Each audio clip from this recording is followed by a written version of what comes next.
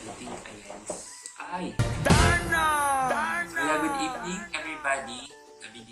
Magagabi na dito sa amin. So, I am not sure kung kailan nito makapanood. Pero good evening po sa ating lahat. Ako po si Lance Marinay. And it's been so long. Medyo matagal na rin yung last time na nag-upload ako ng video dito sa aking YouTube channel. So, the reason why I paused or why I stopped is because dahil ang dahilan lang naman kung bakit ako nag-upload ng videos dito sa aking channel is because before parang I want to talk to other people about what I feel or kung ano yung mga natututunan ko, especially in my journey with the Lord, yung mga devotion ko, ganon. And dahil ngayon na meron naman na akong napag-share ng mga thoughts ko about the words of God, thanks to Open Table Family, kina Kenneth, kina Arlene, kina Anya, and to all of them. Dahil meron akong kakausap about the Word of God, I feel like I don't need to upload videos anymore. So, ayan. So, ngayon naman, the reason why I'm here again is because I want to do something ulit na iba dun sa common na routine ng araw o ng linggo. And isa pa, there's one thing, actually there are two things na nagka-catch ng interest ko nowadays, and one of those is Spanish language. And dahil gusto kong matutunan siya, parang pag sinare mo kasing learnings mo, parang mas magiging effective yung learning process. For me, that's how it works. So habang natututo ko, I hope na ma-share ko din sa inyo. Ang ginagamit kong medium of learning is isang game. So very simple lang siya. It's called Duolingo. There's a lot of languages na pwede natin matutunan with that application. Pero ang pinili kong matutunan dahil very interested nga ako sa language na yun is Spanish.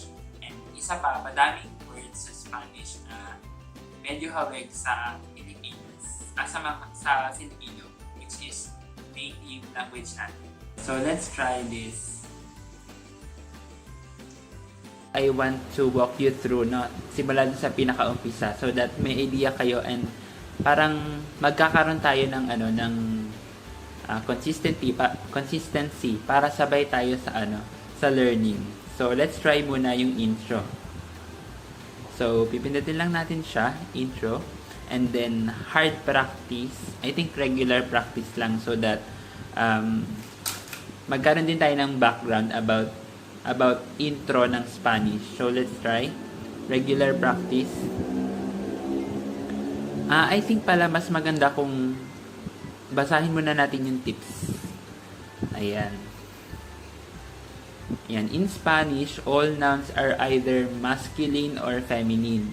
Often, noun ends in O if they're masculine and A if they're feminine. So in Spanish, like almost all words has gender. I think parang ganun. Merong masculine, merong feminine. So for example, this one. El Niño, the boy.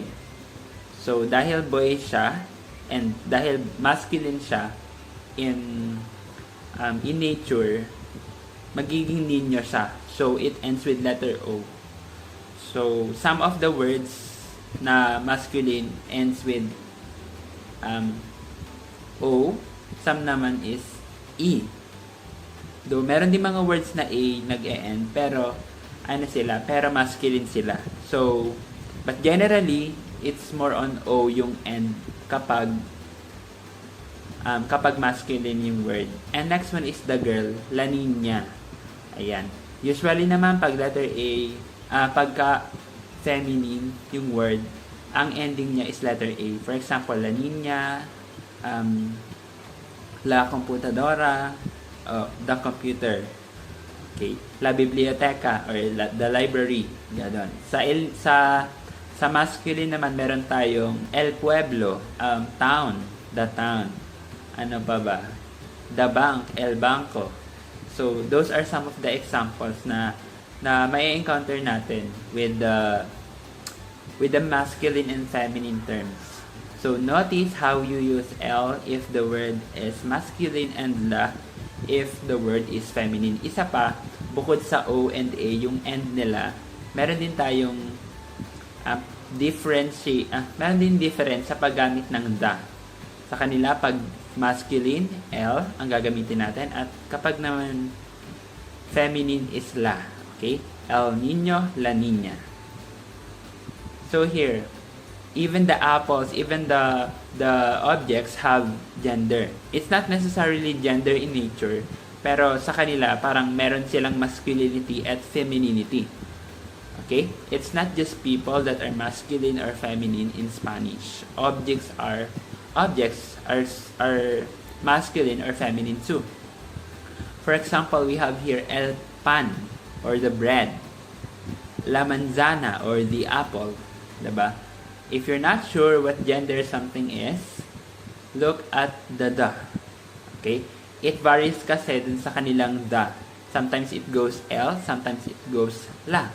And if it's L, it's masculine. If it's la, it's feminine. In English, verb forms change depending on who's doing the action.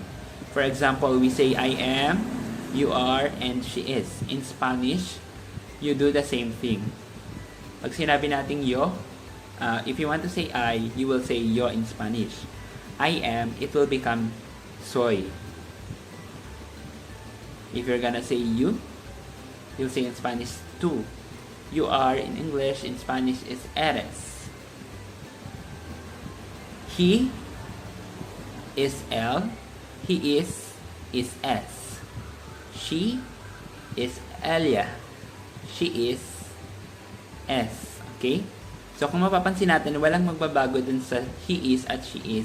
Pareha silang S. Okay? And kapag eres, you are. Kapag you are, it's eres. I am, it will become soy. For example, I am a girl, you are a boy. How to say that? You will say, yo soy una niña, tú eres un niño. So that's how it works. So let's listen first if it's Yo correct. soy una niña, tú eres un niño. So let's start the lesson. Are you ready na ba? Ayan. Kasi ako ready na. So start na natin. So which of this is the man? Ayan. Meron tayo el hombre, el niño, la niña, la mujer. So ang sagot din is el hombre. El hombre. El hombre. So isa pa sa mapapansin natin sa Spanish is that parang magiging magkadugsong. Dito for example, it becomes el hombre instead of el hombre. Hindi sila by word. So magkakadugsong-dugsong sila. At mapapansin natin yun sa kapag dire-diretso na yung sentence, nagkaka-mix-mix na yung mga letters. Sige.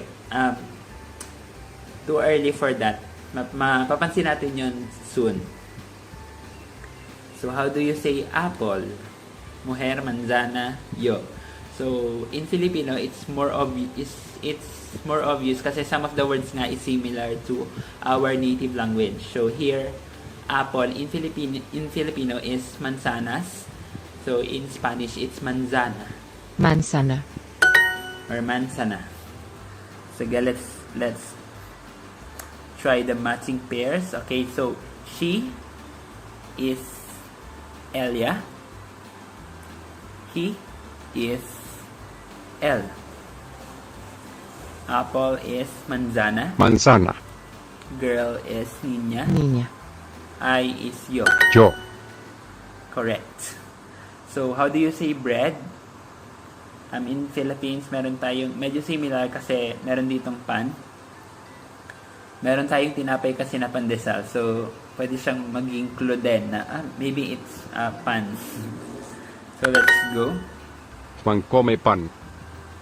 Juan come pan. So, meron tayong bagong word dito which is come. So, ano bang ginagawa sa pan? Yung pan is tinapay or bread. Ano bang ginagawa natin sa pan? Kinakain. So let's try. Juan eats bread. Kung tama ba siya? Tama. So, let's move on to the next part. Do you drink water? Ayan. Do you? Here, ang gagawin natin is parang we will make the sentence in descriptive way. Parang gagawin muna natin siyang descriptive sentence tapos lalagyan lang natin ng question mark. Ganun kasing sistema nila. Pero so let's try. To, yun yung do you, yun yung you. To drink, drink is bebes.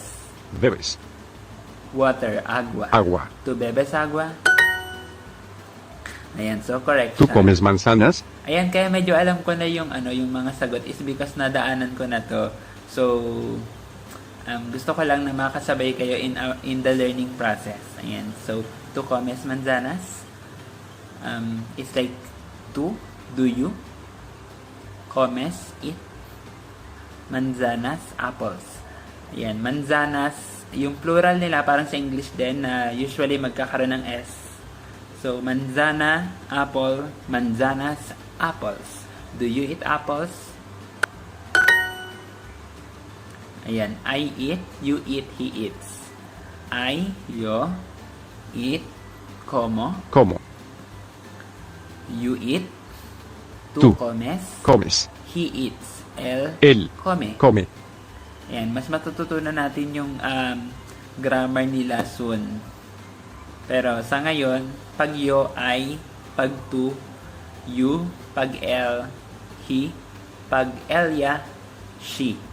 So go on tayo. La mujer bebe agua. La mujer bebe agua. Ayan, kung mapapansin natin, pag pinakinggan natin La mujer bebe agua, parang nagiging dire-diretso na lang yung pagsasalita. So let's try La mujer Mujer bebe bebe agua. agua. So kung sa Pilipinas, yung bebe is yung baby, ganon, or tawagan ng mga magjowa, ang bebe dito is to drink. Actually, beber yung drink, yung to drink. Pero, nagbabago kasi siya, depende sa sentence. Pag halimbawa, la mujer, magiging bebe siya. Pero pag ako yung uminom, magiging bebo. Pag naman you, magiging bebes. So, ganun siya. Yan, la mujer bebe agua. The woman drinks water. Let's try. Ayan, I drink milk. Katulad ng sinabi ko kanina, magiging bebo. Yo bebo Bebo. leche. Leche. El hombre bebe agua. El hombre bebe agua. Let's try. Pakinggan El natin. hombre bebe agua. Yan, el El hombre hombre bebe bebe agua. agua. Ibig sabihin, the man drinks water, or the man. Ninja. El hombre bebe agua. So, ibig sabihin niya, the man is drinking water. Okay? Let's go. Check natin kung tama. So, tama siya. The man drinks water. In other words, in simple form, it's the man drinks water. I drink, you drink, he drinks. Again, pag I, yo, drink, bebo. Bebo. You, tu, Tú drink, bebes. bebes. Or bebes, sorry. Pag bebes, magiging babies na yung ibig sabihin niya. He drinks el bebe. Bebe. Okay. ¿Tú comes pan? Ayan, tu comes pan. Tu comes pan. Ayan, ang ibig sabihin niya is, do you eat bread? Go tayo. Juan eats bread. So, Juan Juan come come pan. pan. Juan come pan. Yo como. Tú comes. Él come. Yo como. Tu comes. Él come. Ayan, so pardon may accent kasi 'di ba? Sabi ko nga kanina, I'm also learning pa lang. So, sabay-sabay tayong mag-learn. So, yo bebo agua. Agua is water, manzana is apple, yo is I. Yo bebo agua. Two bebes. Ano yung dinidrink niya? A, manzana, agua, comes, or S. Ayan. Siyempre, agua or water. In Philippines din, medyo nagagamit na natin yung agua. Especially dun sa series na Agua Bendita. So, yan. Sorry sa notifications. Ayan. The man is pagdaman is medyo medyo lalaki, di ba? Medyo lalaki. Lalaki siya. So, ang dan natin is magiging L. L. Ang man is hombre. So, el hombre. Correct. Great job daw, sabi ni Duolingo. Ni Duo. Ang pangalan niya is Duo. I drink, you drink, he drinks. I drink, yo bebo. You drink, tú bebes. He drinks, él bebe. Yan. So, sana all may bebe. Charot. I drink water, yo bebo agua. So, perfect. So, wow. So, yun. So, doon nagtatapos yung ating first part, introductory part ng ating learning for today. Hopefully, bukas magkaroon ulit ako ng new lesson. Try naman natin yung phrases. Sige, iisa-isahin natin yan hanggang sa makaabot tayo dun sa kung nasaan ako. Sige, thank you for watching. I hope na may natutunan kayo sa akin. Actually, may natutunan tayo together. So, I hope na may natutunan tayo together. So, thank you for watching and God bless. Bye!